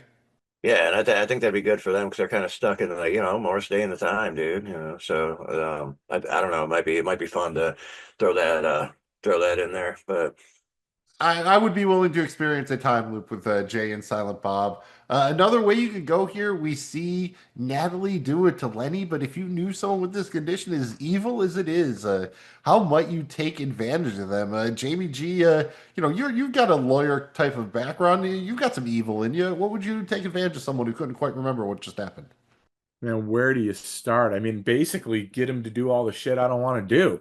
I think that's, I mean, and that's everything from like figuring out a way to like get my chores done to like ultimately like all the risks you would want to take to like get rich quick schemes and like little minor dirt here and there. Like he's basically my Boyd Crowder. I just get him to do everything that I want to do, you know, or Boyd Crowder's you know, he's like one of Boyd Crowder's minions, basically. But like that's kind of it for me. I think I would have him take all the risk, all the chance of anything I ever wanted to do, and have him do all the things I don't want to do. It's again a little bit of like an innie versus an outie. Like, could I make him my innie, where I just have him do all the things I don't want to do, and then he just forgets about it. You're just being a little bit more exploitative than you need to be. You're talking about someone who can't make new memories, but they can remember just enough short term. That is the best salesman to ever set foot on the planet. They can sell, they will never have any memory of any failure. They can just sell, sell, sell, and they'll get rich while doing it. So it'd be like, hey, I don't know if I like what I'm doing. Look at the pile of money you sleep on. You must like it. Okay. That's what the money's for. So that's how I would pitch it. If I knew someone like that, I would start a company. I would make them my salesman because they would not stop because they literally wouldn't stop because they wouldn't know anything else. But they make a bunch of money when they're doing it, so not exploiting them too much. Soup, there's got to be something you could use someone who can't make new memories for in the back of the house at a restaurant, right? yeah. Yeah, maybe, but you know, I don't. Yeah, I mean, probably, but not. I don't think anything useful, really. You know, a lot of the stuff you rely on things that you retain information about and stuff. You know, so I don't know. As far as doing like some off the wall shit, yeah, probably. You know, or entertainment purposes anyway. But as a functioning gig in the you know, in the kitchen, probably not, man. It'd be tough. You know, because you can't remember Dude, recipes. best dishwasher ever, or they just break down all the boxes. Yeah, yeah, yeah, yeah. Well, maybe, you know, maybe the best dishwasher ever. That could be a thing, maybe, you know. And then, but then you send them to go get something. They don't remember what they're back there for. That happens Yeah, you enough. can't send them People anywhere. They have like, to stay yeah, at the sink. That's it. right. That's the system. You just That's look a, at the yeah, sink that's in to put front of some you. It's like the restrictions there. tattoos. Just dish, sink, dish, sink. That's all you Yeah, do. yeah. I can see that working. That might be the play, dude. Let me see. I don't know, man. Working the Everybody else working the needs a job. fries. I mean, either way, he'll just go on an oblivious fool. That's not bad. And if you were gonna maybe throw Guy Pearce in another Nolan flick, I guess the deal was Nolan liked him, but I think Nolan worked with Warner Brothers forever, and some studio exec had a beef with Guy Pearce, so they didn't work together again. So if you could throw him in another Nolan flick, what would it be? I would say that off the top of my head, although I love him in it, I could see him in the role Matt Damon played in Interstellar. I think he would be even better than Damon in that, and Damon was super awesome in that. But it just seems like it would have been perfect for him. But it definitely could have been in another couple of spots for him. Soup, do you know enough about the Christopher Nolan movies to throw Guy Pearce in another one somewhere? I don't know, not really, man. I could see him maybe being in like I'd hate to take it away from from the guys that were already in there, man, but I could see him maybe playing like the what's his name, Harvey Dent and Batman. Oh, Yeah, El Two Face, yeah, I could see that. You know, it's if they would have done the Riddler there, maybe you could have done a Riddler. maybe a Riddler. Yeah. How about yourself, Jamie G? I think he would have been great at Inception. I think that's a really natural fit for him because again, there's this chaotic chaos and rushing to and just this kind of manic twitch with him. I think it would have been a really good one. Ooh, what role would you go? The Cillian Murphy role or the Joseph Gordon-Levitt role? I figured it'd be one of those two. Yeah, honestly, I in nothing again, I'm there for everything Killian Murphy, but I'm putting him in that role. I think that would be if you were going to go with Guy Pearce in that one. I think that's the one he would be best suited for, kind of. But yeah, again, Inception is almost perfect the way it is. But I would like to see him in more Nolan stuff. So hopefully, now that Nolan has moved studios, hopefully he gets in one. All right, here we are. Welcome to the award tour. For the first stop, we are honoring Elaine Bennis, creator of the second greatest system of all time. So you think you're sponge worthy? Yes, I think I'm sponge-worthy. I think I'm very sponge-worthy. You know you're nuts with these sponges. Run down your case for me again. She said I wasn't sponge worthy. Wouldn't waste a sponge on me. All praise to the Dennis system as number one. We pay homage to Elaine by determining if our featured review is in fact sponge worthy. Mills, we need an update on our current sponge supply, and we need you to go ahead and tell us if you think Memento is in fact sponge worthy. I'd love to work a Mentos gag in at some point, but I have not figured out a way to get the Fresh Maker in there. As far as the sponge supply, I am up top. I have 6.5 sponges. Jamie G, you are at 4.5. Soup, you are at 2.5. And who am I to argue with the Library of Congress and whatnot? This is a classic. I believe it has to be sponge worthy. Jamie G, how about yourself? This was your baby. Is it worthy? Yeah, it is. It's just it's again, it's so unique. It was really kind of blew me away at the time, and I think it still holds up. It's so well done, the directing, the way it's shot, everything here is a win for me. So yes, it is absolutely sponge worthy. Soup, will you make it unanimous? Yeah, definitely gonna make it unanimous, man. Sticking a sponge right in there, dude. It's sponge worthy for sure, man. Um, Glad I was able to revisit this one, and yeah, man, it's worth the sponge. So the opposite of Wayne and Garth, like congratulations, Memento, you are worthy. You are worthy, the fresh maker. Now that the worthiness of Memento has been determined, it's time to give it a grade. All hail Scroob. We grade everything we watch on a scale of 0 to 100 space bucks.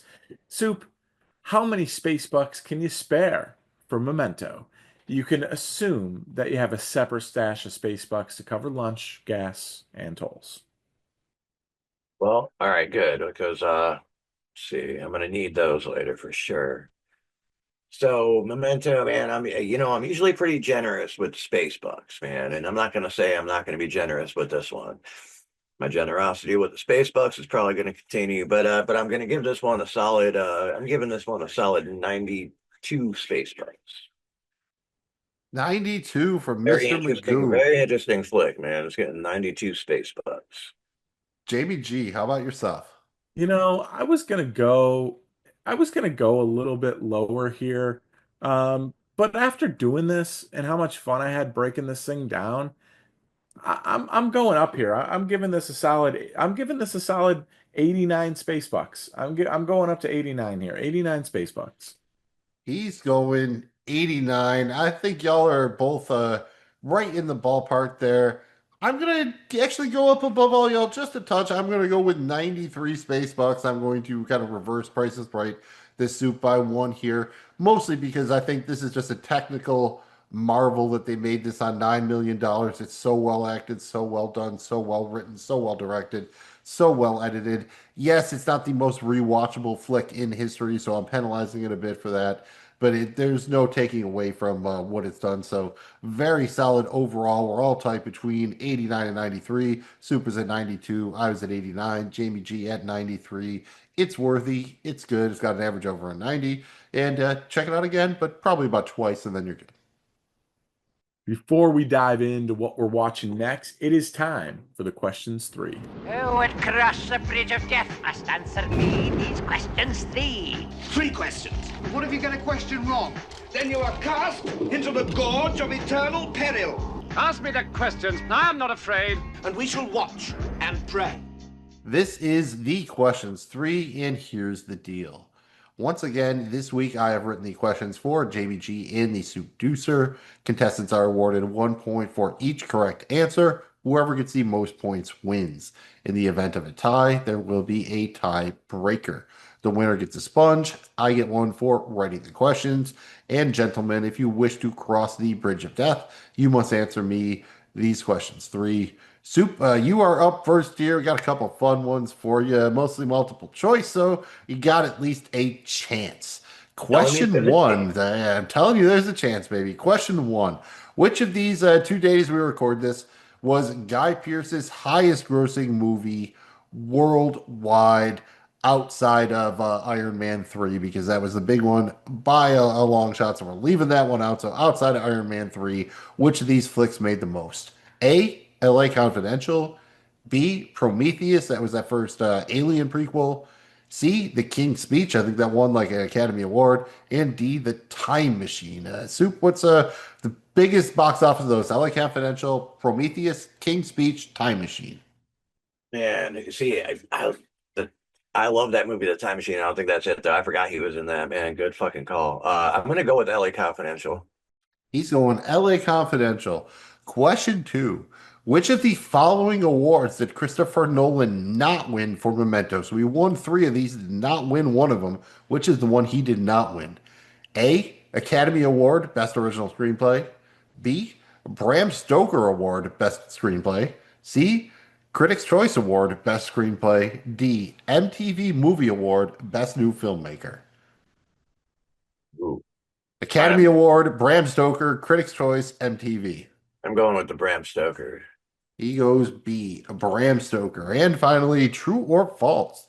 Before hitting it big, Carrie-Anne Moss appeared on Baywatch. The original show, A, true, B, false.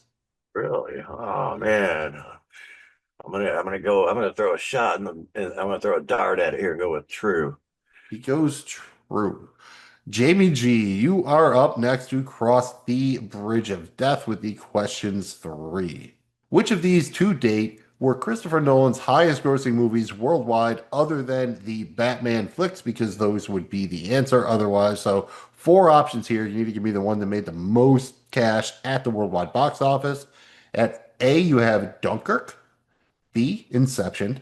C, Interstellar. D, Oppenheimer. Dunkirk, Inception, Interstellar, Oppenheimer. What do you got?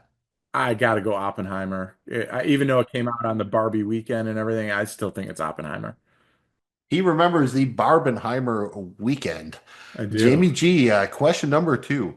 Which of the following TV series has Mark Boone Jr. not appeared in? So he's appeared in 3 of these, not appeared in 1. Which one has he not appeared in? A, Cheers. B, Curb Your Enthusiasm. C, Quantum Leap. D, Seinfeld. And those are all answers are in alphabetical order. So there's nothing to be gained on gaming the order of the answers. Cheers, Curb, Quantum Leap, Seinfeld. Only hasn't appeared on one of them. He appeared on 3 out of the 4, which is the one he hasn't appeared on. I'm gonna say Quantum Leap. He goes with C. Doesn't believe in Bacula. And finally, question 3, Jamie G. Who had more appearances on Archer? Christian Slater as Slater or Stephen Tobolowsky as Robert? Oh. I'm gonna go with Slater, dude. I don't know. Slater's kind of around more than you think. I'm gonna go Slater. Okay, Jamie G goes with A, and let's tabulate the results. Soup, question one. Which of these flicks was Guy Pearce's highest grossing movie, not counting Iron Man 3? You went with A, LA Confidential, made 126 million, but the correct answer was C, The King's Speech, made 430 million. Jamie G asked you kind of a similar question. Christopher Nolan's highest grossing non-Batman movie. You went with Oppenheimer, the latest of them all. That is correct. It was 976 million. Inception was it to 827 milli. Soup question two. Which of the following awards did Christopher Nolan not win for Memento? A bunch of best screenplays from the Academy, Bram Stoker and the Critics' Choice, and the MTV Award for Best New Filmmaker. It was actually the Academy Award for Best Original Screenplay. Did not win that one, but he was nominated. So unfortunately, that's another no for you there. Jamie G, question two. Which of the following TV series had Mark Boone Jr. not appeared in? You went with C, Quantum Leap. It was actually A, Cheers. Did not appear on Cheers, unfortunately. And Soup, question three. Did Carrie Ann Moss appear on Baywatch? You went with true. The answer was true. So 1 point for you. Jamie G, you currently have 1 point. You need the question three to be correct to win the joint. Who had more appearances on Archer? Christian Slater as Slater, Stephen Tobolowsky as Robert. It was a Christian Slater. He had 13 appearances on Archer. Tobolowsky had 9. So Jamie G, you have 2 points. Soup had 1. Jamie G gets a sponge. Congratulations. You can give a short speech. We're glad that you got home with Archer, but it was very close. So you won, but be magnanimous. Yeah, well, I would like to give a speech, but I forgot, and I have a condition. Have you And checked your tattoos? yeah, I got to check my tattoo. I'm a little nervous. My initials are JG. I go to sleep at night worried Lenny's out there looking for me. So, Yeah, he's you know, probably made his way through all the John G's. Now he's on Jamie G, I was on Justin Jamie G. G's. Yeah, there's a lot of Yeah, other G's out there. Johan G, God forbid you're Juan G. Like, he's out in probably down in Spain working on the Juan G's, getting all of them in. Wanji. he's one in a million, dude. One in a million. Congratulations. Good pun. Thank you. That's all I needed to know is someone appreciated it. The last box that we have to check here is determining what we're watching next time. To start off, we are going to spin the wheel in the sky to determine the nomination category. Mills, go ahead, hit the button that sends us on our way. Hey. Here we go. We are spinning the wheel to determine the category for our nominees. May God have mercy on us. It's spinning. Wheel. Wheel. Wheel. Wheel. Wheel. Did it creep into member berries? It crept into what's a member member berries. berry? All right, I got to pull up the definition for the member What berries. is there. member berries, Fucking dude? a member berry, man. It's Hold on. pretty much our wheelhouse is what member berries is. Member berries is any movie or television episode released between 1985 and 1999 that we haven't already done or nominated. Here is how this works. We each get one nomination and one vote. You cannot vote for your own nomination. If there is a tie, we kick it back to the wheel in the sky. Fate will decide for us. We are leading with our strong hand here, so the nomination order is myself, Jamie G, then Magnum Mills, followed by Soup Deucer, Run and Anchor.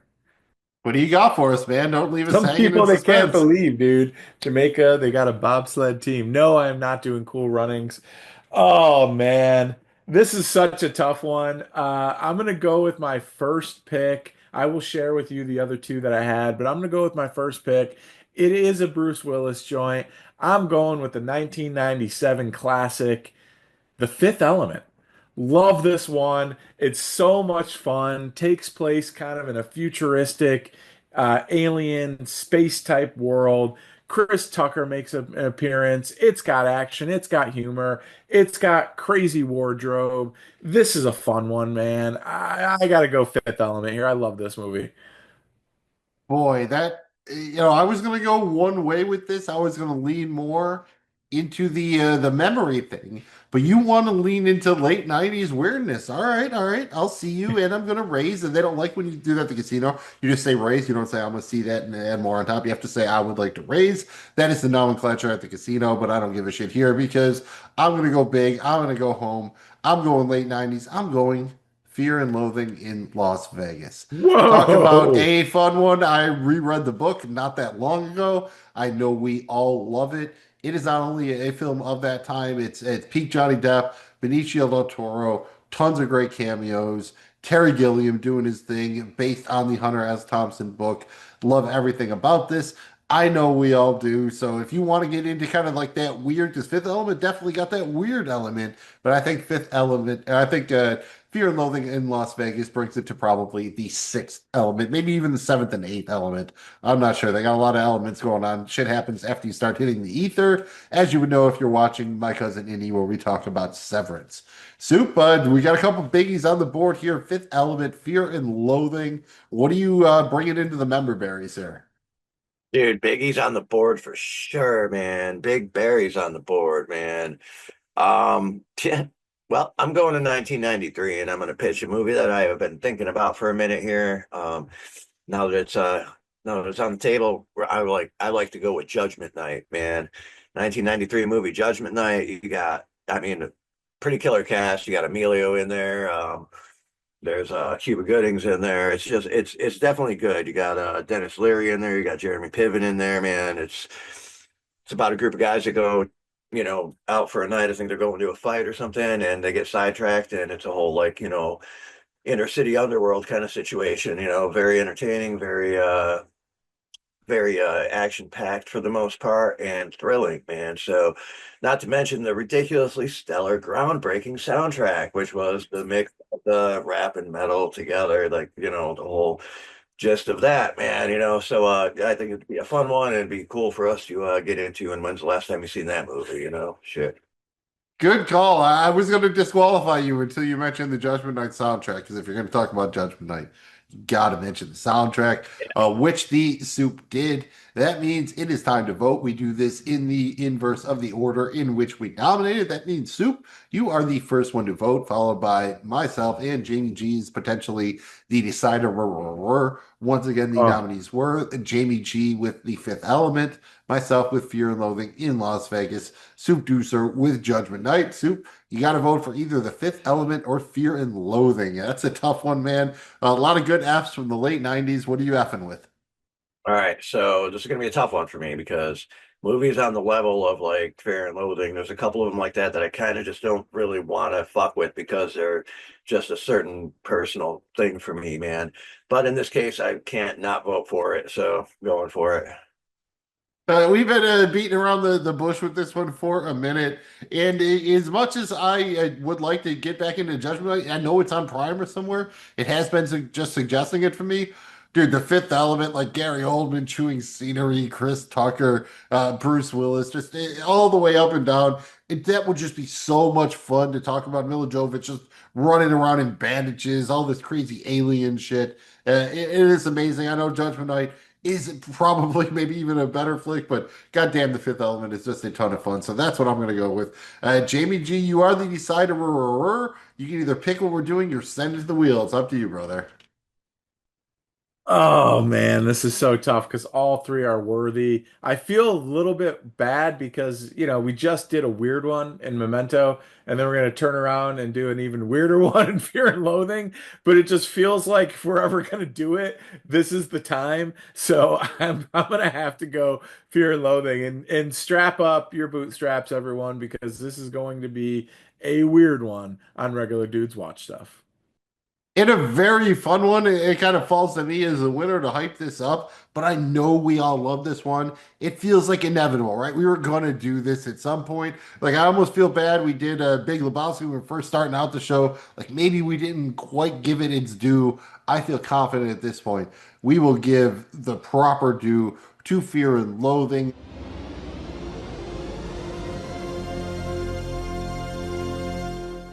They want me to go to Las Vegas at once. As your attorney, I advise you to rent a very fast car with no top. Tape recorder for special music.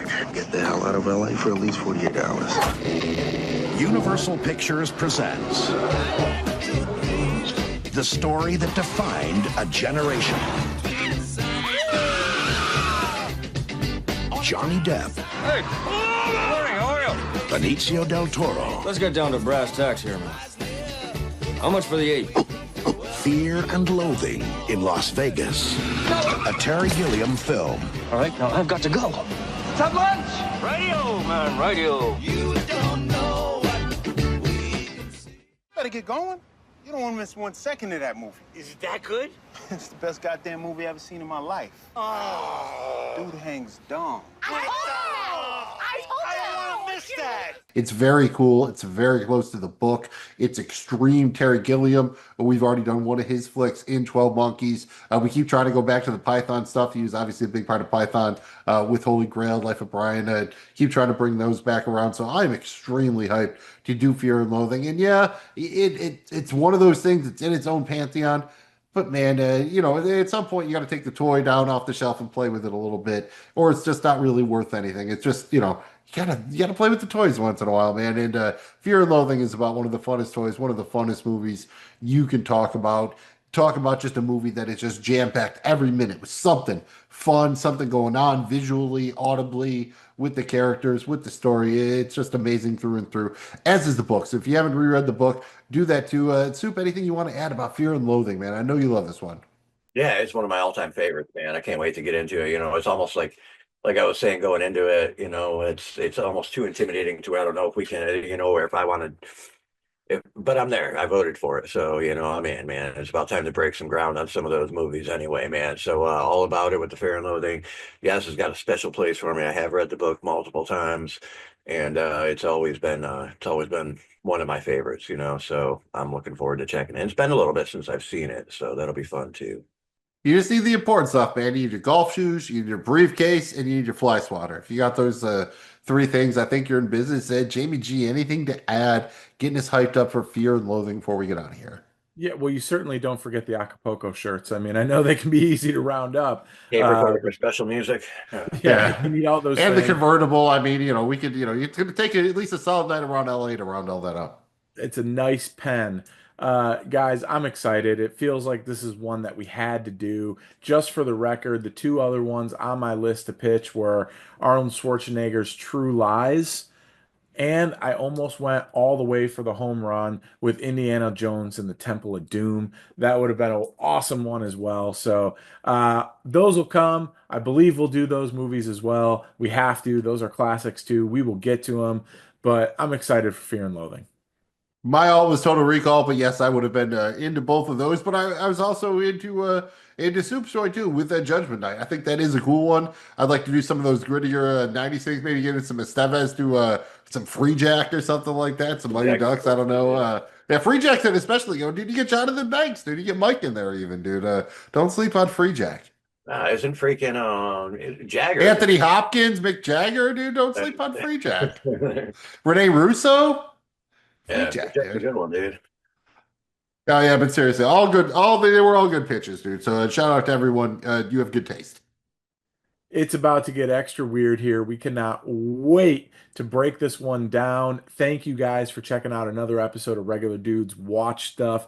Let us know how you felt about Memento. Did we talk you into watching it? Did you already watch it? Where are you at with it? Let us know. Hopefully you followed along, and you can drop a comment below or get at us on our social media. Mills will let you know where you can find all our stuff. If you haven't done it yet, go ahead and throw the thumb, like and subscribe. Helps us out a lot. We're going to keep it weird next week with Fear and Loathing in Las Vegas. We'll see you then. Hopefully you have no fear and or loathing having checked out this episode of Regular Dudes Watch Stuff. Thanks again for doing so. You can find our content wherever you get your pods and on YouTube. Find us on social media at Dudes Watch Stuff and on the web at dudeswatchstuff.com. Simple and easy to remember, just like the flaps, FLAPS. Follow, like, and please subscribe. If you had fun, you gotta hit the thumb. That's very important for us. Thanks again. I'm Magnum Mills. He's Jamie G. That's Soup Deucer. We're doing the thing. We're the dudes. We'll see you next time. Just wait, man. No fear and loathing, but yeah, there's gonna be some stuff. We're going into backcountry. Yeah. Thanks again for checking out Regular Dudes Watch Stuff. We're just dudes being the dude. talking about the dude. Tell me about those goddamn golf shoes. Dudes abide.